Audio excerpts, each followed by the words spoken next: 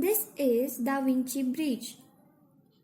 Leonardo da Vinci was an Italian polymath of the High Renaissance who is widely considered one of the greatest painters of all time. The Mona Lisa is the most famous of his works and the most famous portrait ever made. Leonardo designed the Vinci Bridge while he was under the patronage of Cesare Borgia. This unique design is held together by its own weight without requiring any ties or connections.